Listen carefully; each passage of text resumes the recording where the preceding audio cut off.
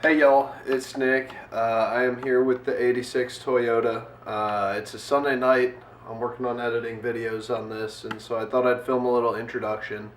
This video, it's just gonna be basically us tearing apart the transmission, the drive line, and the suspension, just pulling it off of the truck so you can see.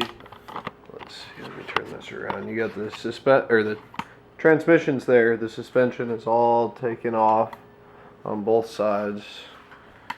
It's a little dark over here, but completely bare over there.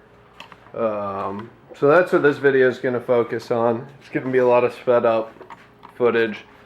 So I thought I'd film this quick introduction. I also wanted to say I got these shirts made with that same logo that you see on this YouTube page. You can go over to Teespring. You'll see the link all over the place. It'll be in the description or in my bio, probably both.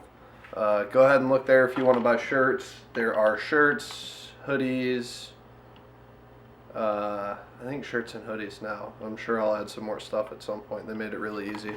And then also we are working on the motor over here, so you'll see updates on that very soon. We've been really busy, but we're working on it. I promise. There will be updates. I hope you enjoy the video.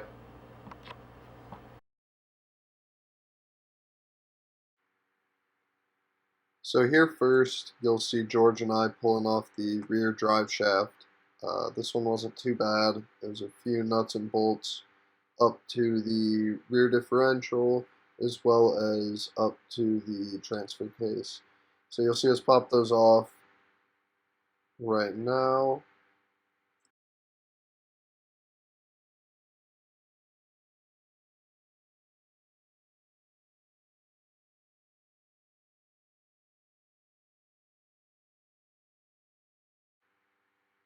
So after however many years of it being attached, probably the original drive shaft, so 30 some years, it was a little tougher to get off than anticipated. So I enlisted the help of George. We climbed under there. We got some pry bars, and it came off right there.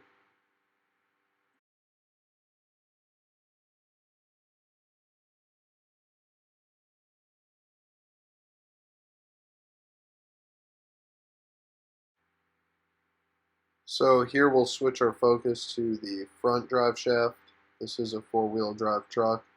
So same thing, it was some nuts and bolts disconnecting it from that front differential. And the rear connection to the transfer case was tight to get to with that cross member, so we chose to just leave that drive shaft attached to the transfer case and take the transfer case, transmission, and cross member all out as one unit.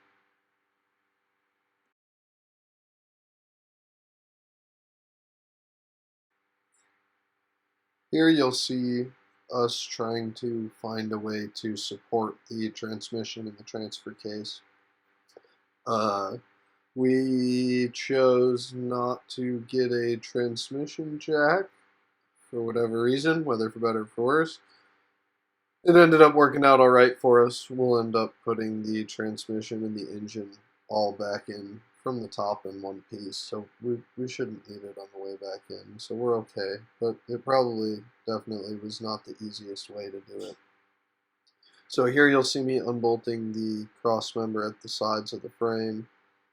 I'll take that off, and then we'll start to lower the transmission in the transfer case.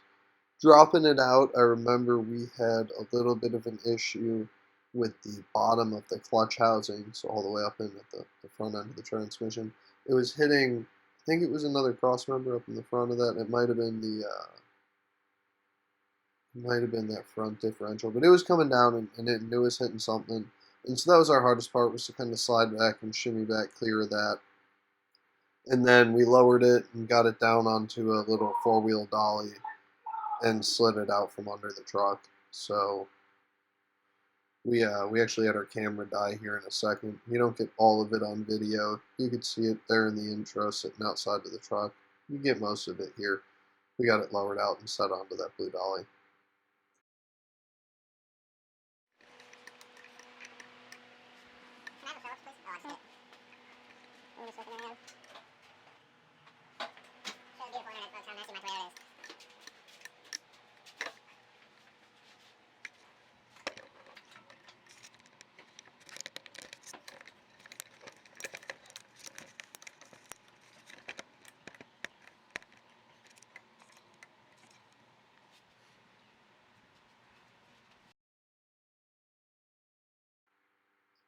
So here we switch focus up to the front suspension. You'll see me really struggling with this tie rod end. This is some of the steering. This really goes to show how long this truck sat. I really struggled with this thing for a while. Eventually, though, you'll see get the right tool in there and it works. I got a proper removal tool here, and it eventually pops pretty easily. So pull that tie rod end off and keep working. You'll see just kind of some scattered footage of both sides of the suspension work. I got some of it. It was tough to get all of the footage just with camera dying and working weird hours after work in the evenings and stuff, doing bits at a time and forgetting to pull the camera out.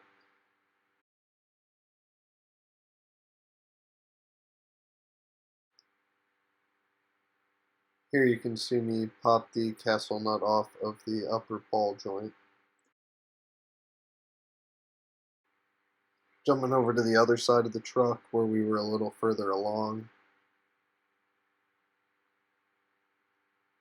You can also see here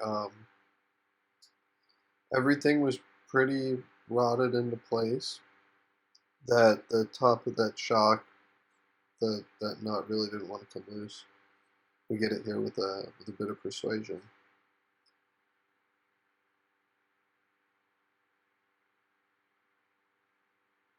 We also that lower control arm, that bolt on the left side got completely seized in there. We ended up coming in. I tried to cut it with a Sawzall. That didn't quite get it, and then I cut through it with an angle grinder. So we're gonna have to go in. We're gonna replace all those bushings anyway. We're gonna replace everything. So it's gonna work out fine. Replace all that hardware, but it was a pain in the ass to get everything loose. Luckily, we ended up getting it. So enjoy. This shock was equally as much of a pain, so I ended up cutting both of them with the angle grinder. And then the upper control arms came out pretty easily. Learning the torsion bar setups on these was new for us, but once we got those adjusted, they came out with ease.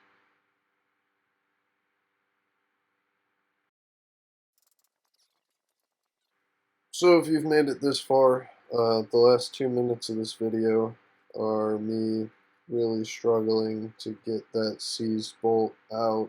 I don't believe you see the end of it here, but you can enjoy about 2 minutes of watching me try to torch this thing and spray PB blaster and WD-40, whatever I'm doing, and hammer it out with absolutely no luck.